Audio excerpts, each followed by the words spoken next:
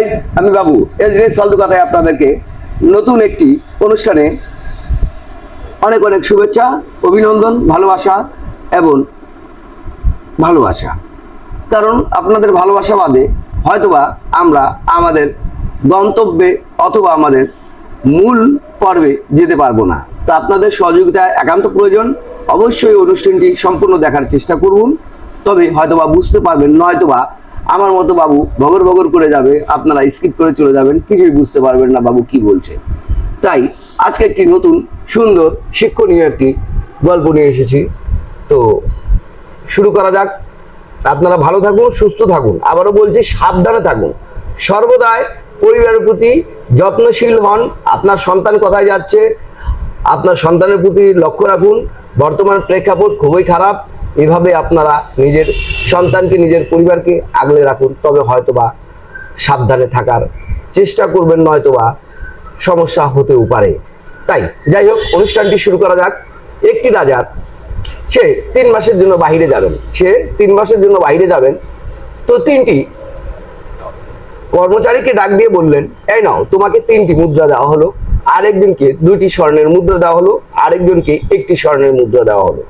আমি 3 মাস পর আসে তোমাদের কাছে হিসাব নেব, তোমরা এই টাকার করলে কি বা এই মুদ্রার করলে কি।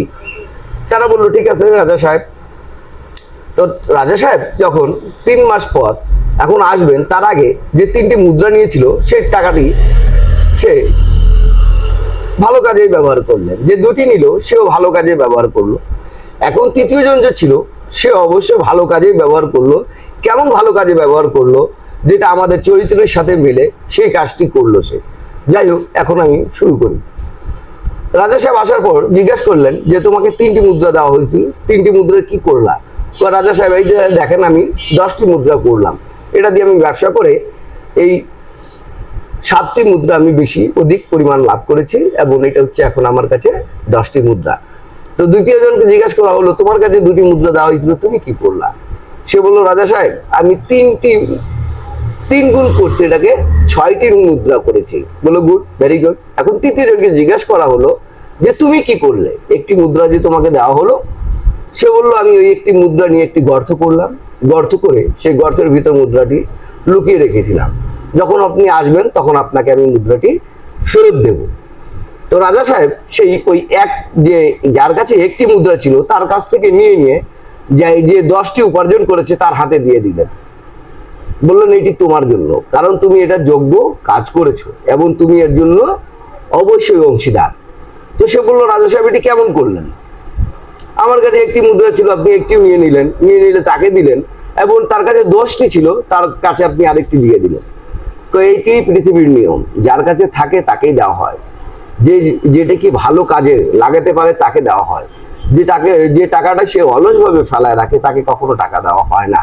তো এটা দিয়ে পরীক্ষা করা হলো তুমি সম্পূর্ণরূপে অলস, এবং যাকে আমি 3টি মুদ্রা দিয়েছিলাম সে সম্পূর্ণরূপে তার দক্ষতার পরিচয় দিয়েছে। সে বিনিয়োগ করলো, ব্যবসা করে সে টাকাটিকে 3 গুণ অধিক মুনাফা করেছে। দ্বিতীয় দিন 2 গুণ অধিক মুনাফা করেছে। তাই তুমি এর যোগ্য নও, তাই তোমার জন্য এটা নয়। আমরা আমাদের নিজেদের থেকে অলসতা দূর করব, নিজেদের জীবন থেকে সেই 3 নাম্বারটি, যা 1টি কয়েন ছিল যার কাছে বা 1টি স্বর্ণ মুদ্রা ছিল, তার মতে যাতে আমরা না হই। আমরা আমাদের জীবনটাকে সুন্দরভাবে, সুন্দর আকারে, সুন্দর আকৃতিতে গড়ে তুলতে সক্ষম হতে পারি। তবে আমরা হয়তোবা সার্থক হবো, নয়তোবা ওই 1টি মুদ্রা গর্তের মধ্যেই ঢুকায় রাখবো, সারা জীবন ওই 1টি মুদ্রারই মালিক থাকবো। কখনো আর বেশি মুদ্রা বা বেশি টাকার আমাদের কাছে আর আসবে না, আর আসার কোনো সম্ভাবনা নেই, কারণ আমি তাকে বন্দি করে রেখেছি।